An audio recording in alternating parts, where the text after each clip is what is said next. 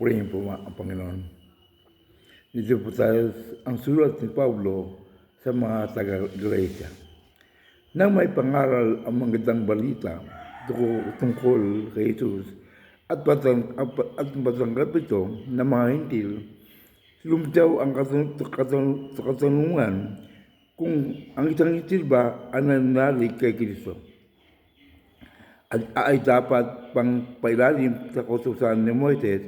Ayon kay Pablo ay hindi na dapat, sapagkat sa pamagitan ng pananampalataya ay nagkakaroon siya ng buhay kay Kristo. Dahil sa panalig kay Kristo, pinabangsala ng Diyos ang mga tao.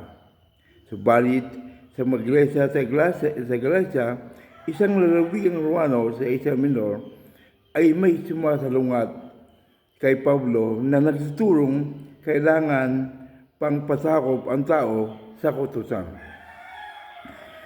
ni Moses upang mapawalang sala sa harap ng Diyos.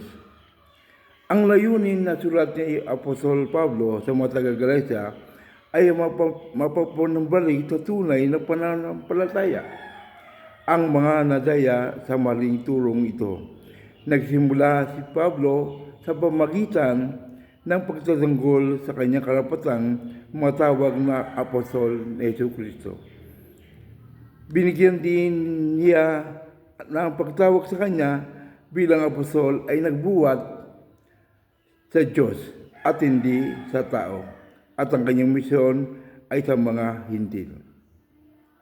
Matapos ito, ipinaliwanag niya na sa pamamagitan ng pananampalataya, magiging kalugod-lugod sa Diyos ang tao. Sa mga huling kabanata ay pinapakita ni Pablo ang pamumuhay kay Kristiyano ay bunga ng pag-ibig na nagmumula sa panalig kay Kristo Jesus. Purihin po ang Panginoon. Purihin mo ang mga salita ng Diyos. Salamat po.